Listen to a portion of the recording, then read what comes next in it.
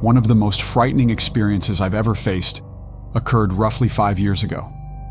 It all began when I found myself driving home late at night, slightly past 11 p.m. Still about an hour away from my destination, I traversed a rural road in the countryside, surrounded by farmlands and woods, with few signs of civilization nearby.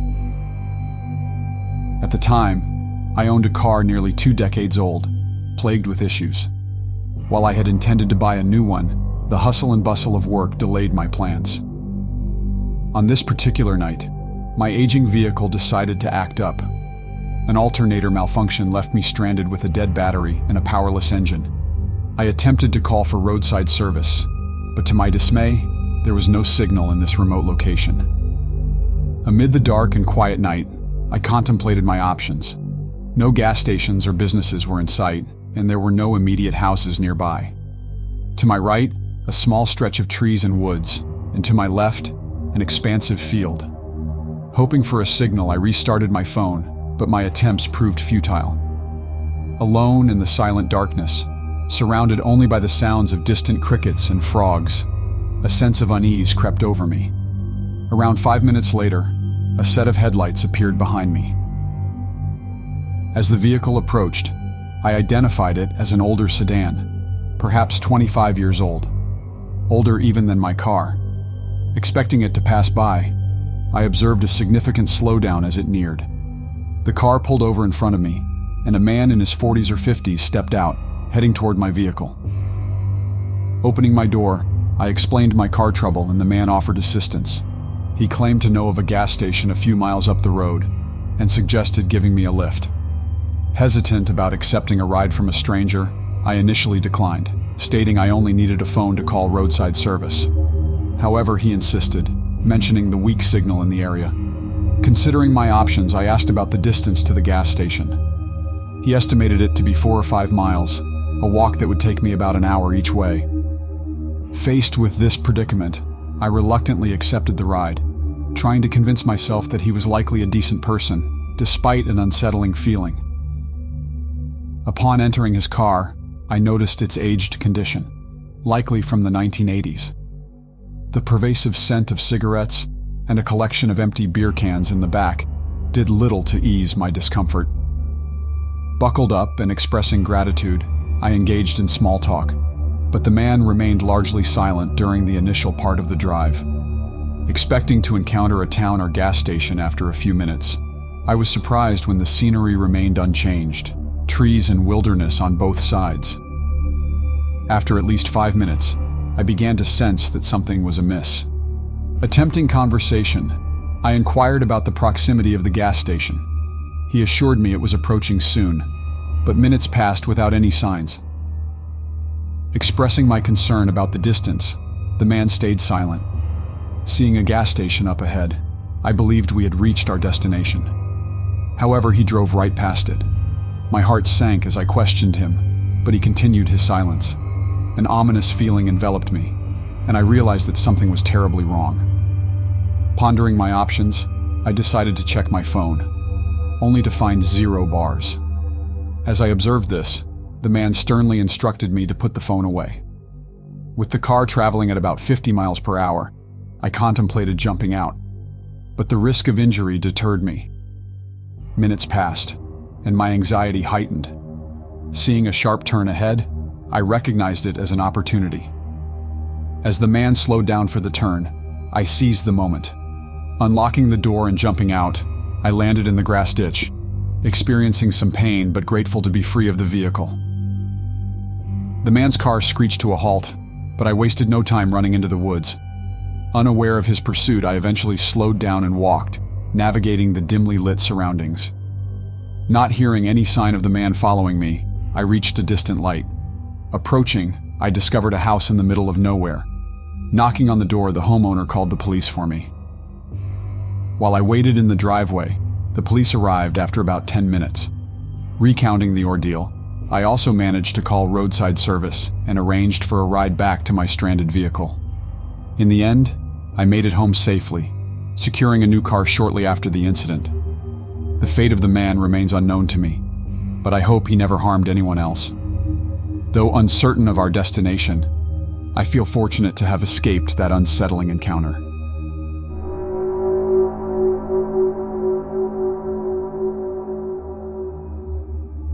Fresh out of college, I landed one of my initial jobs as a truck driver, specializing in long-distance deliveries. The compensation was satisfactory, but the prolonged hours on the road could prove demanding. On a stormy evening that etched itself into my memory, I found myself navigating the rain-drenched highways, seeking shelter from the relentless downpour. Spotting a gas station sign, I decided to take a break, grab a snack, and wait for the tempest to subside. The gas station, with its rustic appearance, rusty pumps and flickering floodlights, greeted me as I pulled in. Apart from my truck, there was only one other vehicle, and inside, a woman engaged in conversation with the man behind the counter. As I made my way towards the store, a peculiar sight caught my attention. A teenage boy, seemingly in his late teens, emerged from behind some trees, concealing one hand beneath his jacket. Hurriedly, he sprinted towards a car parked nearby, climbing into the back seat. Assuming he was the woman's son returning from a brief errand, I gave little thought to his hasty actions, considering the relentless storm. Inside the store, I opted for a bag of chips and approached the counter. However, the man appeared distracted, his gaze consistently shifting between the woman's car and me. After paying for my gas, I felt a sense of urgency to depart. Passing the woman who was diligently selecting snacks, she uttered, "Don't judge me, I have a long drive all by myself."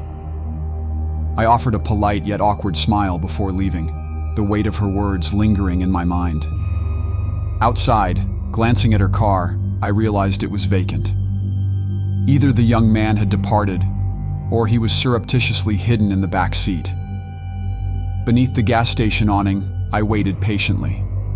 When the woman emerged with an armful of snacks, I playfully remarked, "Your son will enjoy eating all that." Her response, confused and genuine, sent shivers down my spine.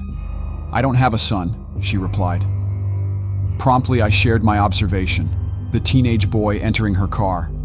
The horror in her eyes conveyed that she had been traveling alone, and whoever occupied the back seat was an unwelcome presence. Suddenly, the overhead lights extinguished, casting the gas station into a dim glow. The car's door swung open, and the young man bolted out, casting a malevolent glare my way. With one hand concealed beneath his jacket, he vanished into the darkness of the trees. As the lights flickered back to life, the gas station attendant approached, feigning concern. My suspicions intensified. He seemed entangled in this bizarre episode. The woman, visibly terrified and shaking, sought assurance. I inspected her car and agreed to escort her in my truck to the next rest stop. Despite the pressing need to resume my deliveries, I shared my contact information, should she need to involve the police. In the aftermath, silence enveloped the incident. No updates from the woman or law enforcement reached me. The uncertainty prevailed. Had she reported the ordeal? All that remains certain is that, had I not decided to halt at that gas station, the woman would have driven off with that ominous presence concealed in the back seat. The mere recollection continues to send shivers down my spine.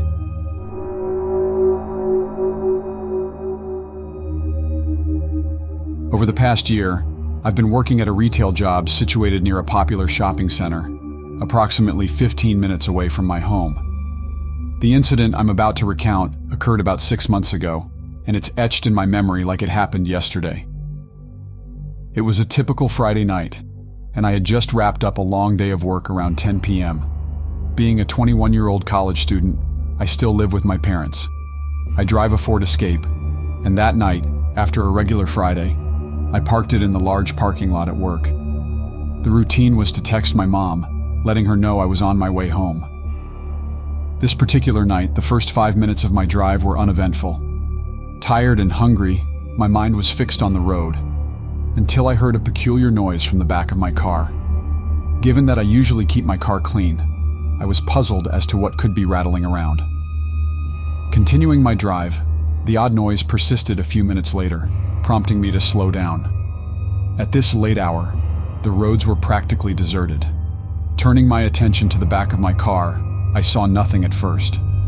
However, as I looked again, a man emerged from the rear. Shocked, I had to refocus on the road to avoid an accident.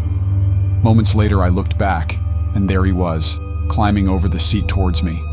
Panicking, I hit the brakes, but the man remained silent.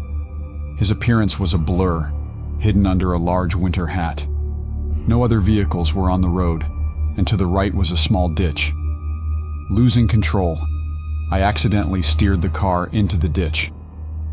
Thankfully, it wasn't a significant one, and the car didn't flip, but it did get stuck in the rough terrain.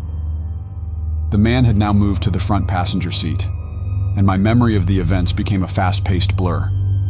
When we finally came to a stop, my initial instinct was to get out and run, but before I could, the man opened the passenger side door and sprinted into the nearby woods, leaving me bewildered in the car.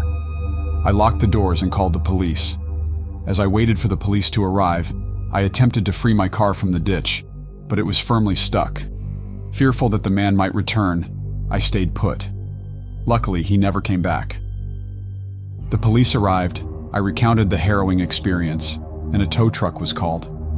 I made it home safely that night, grateful that I could drive my car back. I never encountered the mysterious man again. He must have entered my car during my work hours, perhaps finding it unlocked or with the back hatch not completely closed. The reason for choosing my car remains unknown, but I'm just relieved that I came out of the ordeal unharmed.